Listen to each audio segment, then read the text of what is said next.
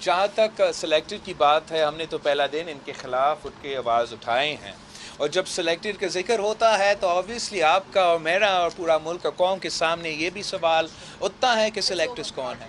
لیکن جہاں تک مجھے جواب دینے دیں، جہاں تک کوئی ادارہ ہو، کسی اسپیسیفک نہیں، جسے بھی ادارہ سے تعلق رکھے، ہمارا مطالبہ ہے، ہمارا یہ مطالبہ رہا ہے، تاریخی مطالبہ ہے کہ سب اپنے اپنے دائرے میں رہ کے کام کرے.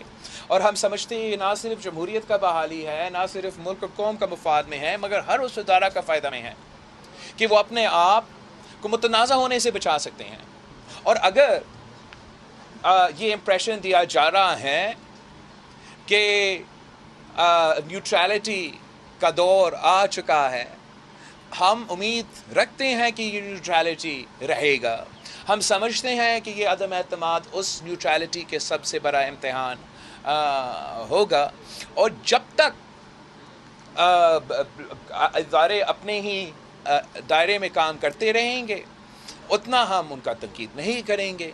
لیکن جب بھی کسی بھی ادارہ اپنا دائرہ کے باہر جا کے کچھ کام کرتے ہیں جس سے ہم سمجھتے ہیں کہ ان کا اپنا ادارہ کا متنازع ہونے کا خطرہ ہے، اور جب ہم سمجھتے ہیں کہ یہ ادارے کسی ایک شخص کے ادارے نہیں ہیں، تو ہم ضرور محب وطن پاکستانی ہوتے ہوئے ان کمزوریاں کا نشاندہی کریں گے.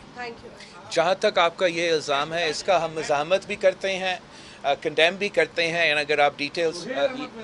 اگر آپ ڈیٹیلز ہمارے ساتھ شیئر کرتے ہیں، یہ واقعہ کراچی میں ہوا ہے، تو پھر میں صوبائی حکومت کے ساتھ شیئر کر کے اس پہ ہم انویسٹیگیٹ بھی کر سکتے ہیں. جہاں تک آپ کا ان کا اسپوکس پرسن کا ذکر ہے، میں نہیں جانتا ہوں اس شخص کو، لیکن اس حکومت میں جتنے بھی اسپوکس پرسن ہیں وہ وزیر اعظم کی زبان بولتے ہیں، اور جب وزیر اعظم کی زبان پہ گالی ہوگا تو ان کے وزراء کی زبان پہ بھی گالی ہوگا.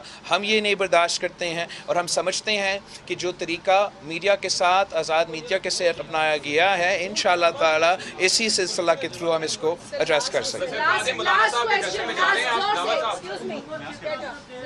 سر، حکومت کا پورا کوشش، وزیر اعظم کا نہ صرف 3 سال کی سیاست، مگر جب سے سیاست میں انٹری ڈال کے آج تک اس کا پورا سیاست اسی قسم کی سیاست پہ مبنی ہے. ہمارا سیاست ان چیزوں سے نہیں چلتے، اور میں آپ کے سامنے، آپ میرے وٹنسز ہو کہ 3 سال سے یہ کوئی ڈھکی چھپی بات نہیں، کوئی سازش نہیں، اپنا ہاتھ سے لکھا ہوا ایک لائحہ عمل تھا کہ ہم احتجاج کریں گے، سارے صوبے میں احتجاج کریں گے، اور جی ہاں لانگ مارچ بھی ہوگا، مگر اس سے ساتھ ساتھ عدم اعتماد ہونا چاہیے. پارلیمانی فرنٹ پہ ان پہ ہمیں حملہ کرنا چاہیے تاکہ دونوں طرف سے پریشر بڑھے، اور دونوں طرف سے جب پریشر بڑھتا ہے، یہ غیر جمہوری شخص ہے، یہ نہیں برداشت کر سکے. اور انشاءاللہ تعالی ہم کسی ایک جس چیزیں کی طرف آپ نشانے کر رہے ہیں، ہم اس کی طرف نہیں دیکھ رہے ہیں، اس چیزوں کی طرف نہیں دیکھ رہے ہیں. ہم کانفیڈنٹ ہیں کہ ہمارا نمبرز پورے ہیں، ہمارا تعداد پورے ہیں. یہ وزیر اعظم اپنا ایک ہارا ہوا شخص ہوتے ہوئے بہت سارے دھمکیاں تو دے رہے ہیں، لیکن بہت ہی دیر ہو چکا ہے. اب ایک ہی راستہ ہے کہ ہمت کرے، پارلیمان میں آئے، مقابلہ ہو. اب آپ اس قسم کی سازشیں، پروپیگنڈا کرنا، سائیکولوجیکل وارفیئر کرنا اب مناسب نہیں ہے. پاکستان کی تاریخ میں شہید محترمہ بینظیر بھٹو کے خلاف بھی عدم اعتماد لے کر آئے. اس وقت شہید محترمہ بینظیر بھٹو کے خلاف اپوزیشن آج مانتے ہیں، جو وہ عدم اعتماد لے کر آئے ہیں وہ بھی مانتے ہیں کہ وہ اکیلے نہیں تھے، ان کا ہر قسم کا ساتھ تھا، ہر قسم کا سپورٹ تھا. اور جب شہید محترمہ بینظیر بھٹو نے اس عدم اعتماد کا مقابلہ کر کے جیتی، تو وہ ایک سیاسی انداز سے، رسپانسبل انداز سے مقابلہ کیا. ساری شکایت کے باوجود شہید محترمہ بینظیر بھٹو نے اپنی تقریر میں، آج بھی ریکارڈ میں ہے، کوئی ایروگنس نہیں دکھائی، کوئی عمران خان کی طرح ایک لفظ بھی بری لفظ نہیں نکلی. وہ ملک، قوم، ادارے اور جمہوریت کے مفاد کی بات کر رہے تھے.